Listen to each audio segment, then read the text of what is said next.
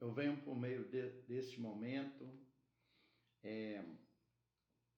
transmitir para as pessoas que estão me ouvindo algo que eu acho muito interessante nas Sagradas Escrituras, que é sobre a salvação da minha alma. A Bíblia diz lá no livro de Mateus, capítulo 12, no versículo 21, que no seu nome esperarão os gentios. No seu nome, os gentios devem esperar. No nome de quem? Qual é esse nome que a profecia de Isaías 42 está dizendo? Nós passamos para o livro de Romanos, capítulo 15, no versículo 12. Paulo vai dizer da seguinte forma: também Isaías disse: haverá a raiz de Jessé, aquele que se levanta para governar os gentios. Nele os gentios esperarão. Nós estamos esperando a quem? Quem é que vai trazer esse governo sobre o povo gentil? Porque nós sabemos que a salvação é do povo judeu. Os judeus, eles receberam as leis, os mandamentos. Os judeus, eles foram separados e escolhidos por Deus. E quanto a nós que somos gentios? Todos sabem que Deus enviou Moisés dentro do Egito para tirar um povo opressado pelo Egito, que estavam escravizados dentro do Egito. Deus os tirou daquela escravidão, os abençoou e os levou para uma terra prometida. E o povo egípcio? Será que Deus não tinha intenção nenhuma em salvá-los? Será que o único plano de salvação de Deus é para um povo chamado judeu? Sendo que a Bíblia é enfática em dizer, no Evangelho de João, capítulo 1, que ele veio para os seus, mas os seus não receberam. Então você pode perceber que o Evangelho de João, no capítulo 1 do Evangelho de João, nós vemos o testemunho de um homem chamado João Batista. E no versículo 9 do Evangelho de João, capítulo 1, versos 9, está escrito: a saber, a verdadeira luz que vindo ao mundo ilumina todo homem. Estava no mundo, o mundo foi feito por intermédio dele, mas o mundo não o conheceu. Veio para que era seu, e os seus não receberam. Mas a todos quanto receberam, deu-lhes o poder de serem feitos filhos de Deus, a saber, os que creem no seu nome. Então você pode perceber que a profecia que Mateus escreve em Mateus capítulo 12, 21, quando Paulo, em Romanos capítulo 15, versos 12, ele diz que o governo dos gentios virá da raiz de Jessé. Ou seja, quem é esse que vem da raiz de Jessé? Nós sabemos que é Jesus. E por que não é pregado isto no meio do povo? Você pode ver no versículo 12, os quais, mas a todos quanto receberam, deu-lhes o poder de serem feitos filhos de Deus, a saber, os que creem no seu nome. Nós temos que crer no nome. Qual é o nome que nós estamos crendo? Qual é o nome que está sendo pregado nas igrejas hoje? Que nome que está sendo prestado para o povo de Deus hoje? Nós olhamos para a Bíblia e vemos uma direção bíblica que está em Mateus capítulo 28.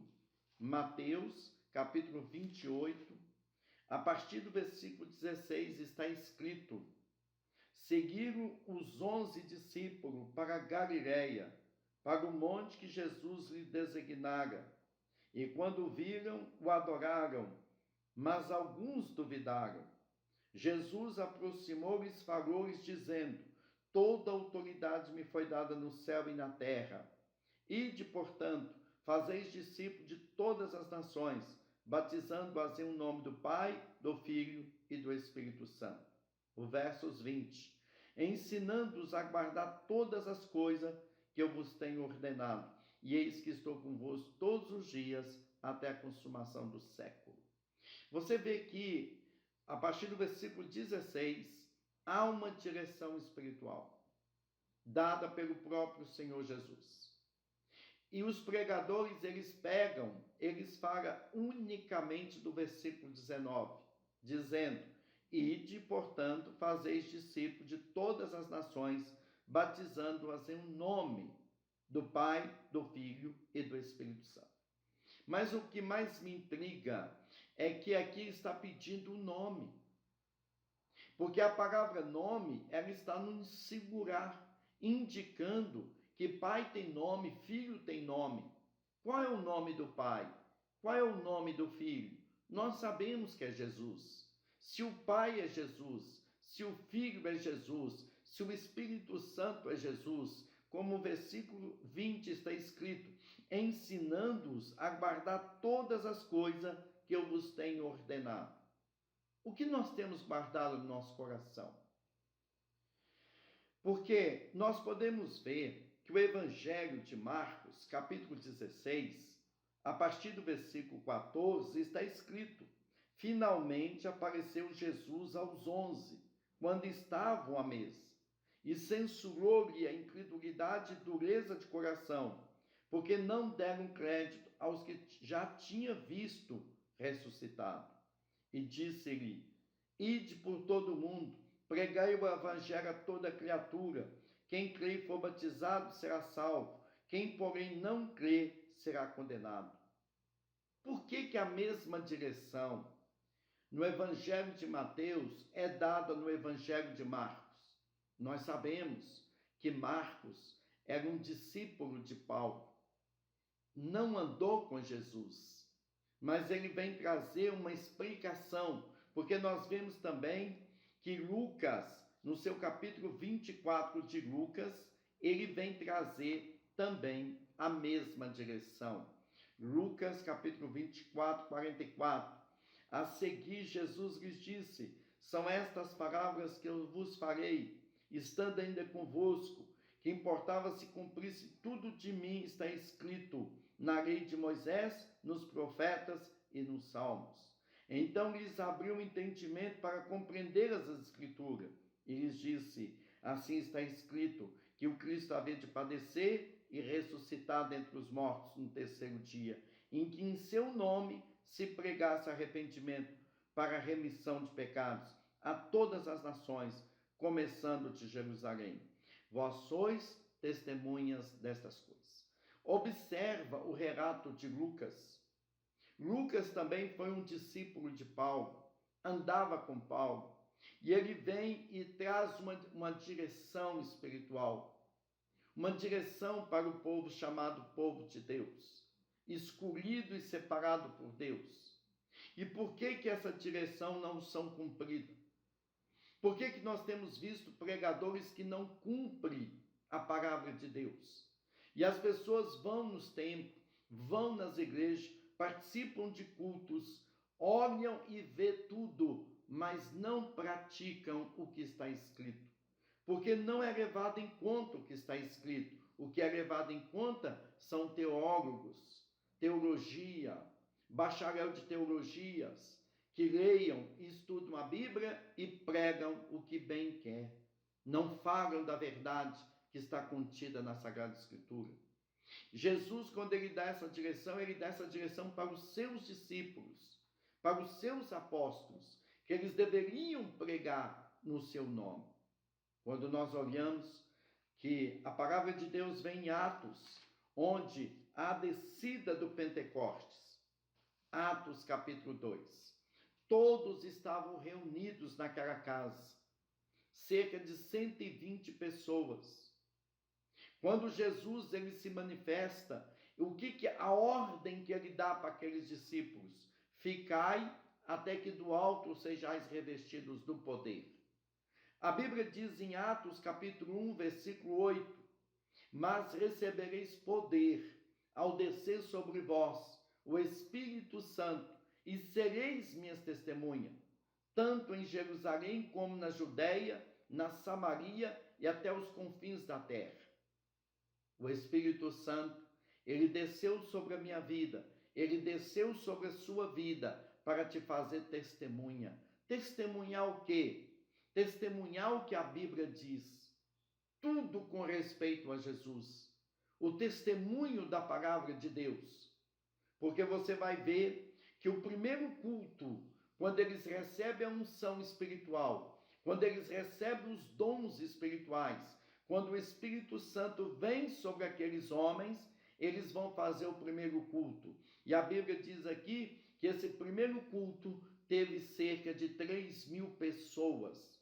E quando nós chegamos no versículo 37 de Atos 2, está escrito: ouvindo eles estas coisas, compungiu-lhes o coração, e perguntaram a Pedro e aos demais apóstolos: o que faremos, irmãos?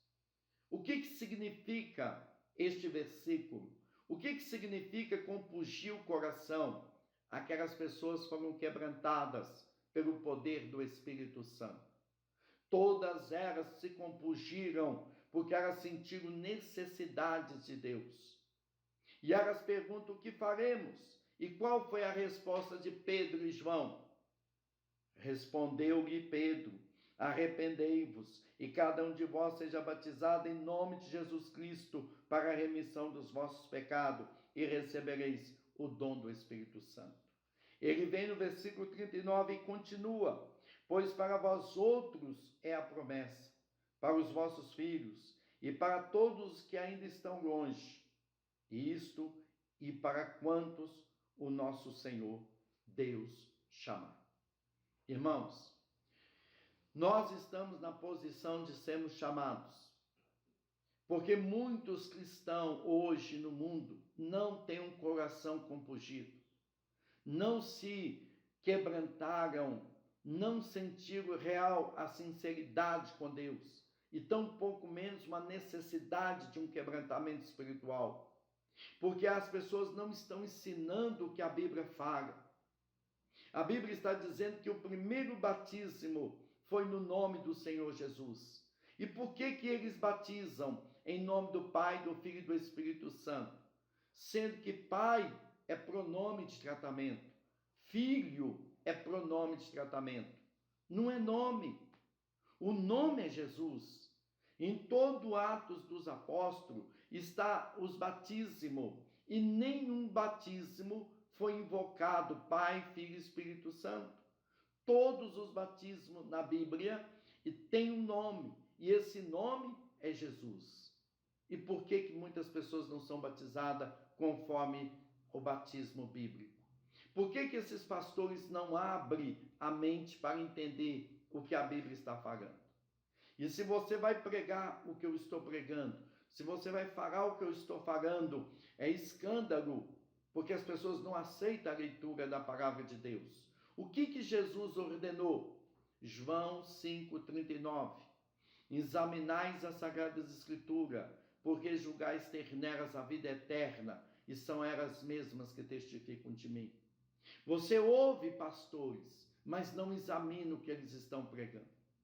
Você ouve pregadores, mas não examina o que eles estão pregando. Porque para você está tudo ótimo, mas o que está escrito, os verdadeiros cristãos não estão examinando a Sagrada Escritura. Existe uma profecia de Oséias capítulo 4, versículo 6. O meu povo está sendo destruído porque lhes falta o conhecimento. O povo não quer o conhecimento da Sagrada Escritura. O povo quer ir pelos outros, ir pelos homens. E diz que os homens estão certos. O certo é a Sagrada Escritura. Que poucos têm se esforçado na palavra. Quando você chega no livro de Colossenses, capítulo 3, versículo 17, está escrito: e tudo o que fizerdes, seja em palavra, seja em ação, fazei-o em nome do Senhor Jesus, dando por ele graças a Deus Pai. Ou seja, batismo é obra e tem que ser feito em nome do Senhor Jesus. E por que eles não fazem? Porque a direção está escrito: e tudo o que fizerdes, seja em palavra, seja em ação, fazei-o em nome do Senhor Jesus, dando por ele graças a Deus Pai, porque ele é o próprio Deus, ele é o próprio Pai. Nós olhamos para a Bíblia e a Bíblia diz no livro de Filipenses, capítulo 2, versículo 6, pois ele, subsistindo em forma de Deus, não julgou como ser usurpação igual a Deus. Antes, a si mesmo se esvaziou, assumindo forma de servo, tornando-se em semelhança de homem e reconhecido em figura humana. A si mesmo se humilhou, tornando-se obediente até a morte e morte de cruz.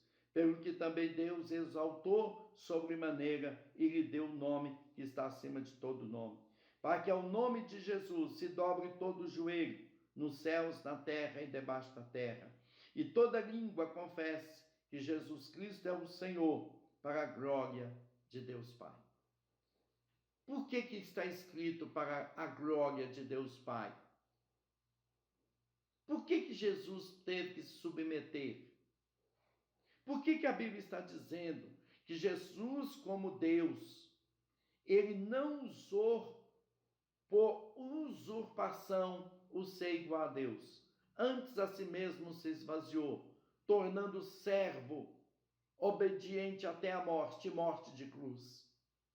Hoje, nós vemos pastores, pregadores, que querem ser servidos, padres, homens que estão com a Bíblia nas mãos e falam que estão servindo a Deus, mas eles não ensinam o que está escrito. Eles não ensinam para as pessoas o que realmente a palavra de Deus está dizendo. Jesus, ele nos trouxe hoje para que você possa examinar as Sagradas Escrituras, estudar a palavra de Deus e ver se realmente é isto que está escrito. Porque a salvação está nas Sagradas Escrituras. A salvação não está em homens. A salvação não está em igreja. A salvação não está em portas de igreja. Porque o próprio Senhor Jesus, ele diz em João 10, 9, eu sou a porta. Aquele que passar por mim será salvo. Entrará e sairá e achará alimento. Esse alimento é a palavra do Senhor. As pessoas chegam até a porta que é Cristo. Se dão com a porta, mas não se adentram a porta, porque não querem Jesus. Não querem ouvir a palavra de Deus. E eu estou dizendo para você, meu amigo, meu querido amigo, amiga que está ouvindo essa ministração, eu não sou doutor na palavra de Deus. Eu não sou mestre na palavra, mas eu gostaria de dizer para você, nós precisamos ter uma direção espiritual. E essa direção vem daquele que é e que há de vir, aquele que esteve morto, mas eis que ele está vivo para os séculos do século. Ele tem a chave da vida e da morte. Ele é aquele que abre e ninguém fecha. É aquele que fecha e ninguém pode abrir, porque só ele é o Senhor. Ouve a palavra da verdade. Olha em Apocalipse capítulo 4, Apocalipse capítulo 5, se no céu tem 2 tronos, 3 tronos, 4 tronos. No céu tem um só trono e um só assentado neste trono.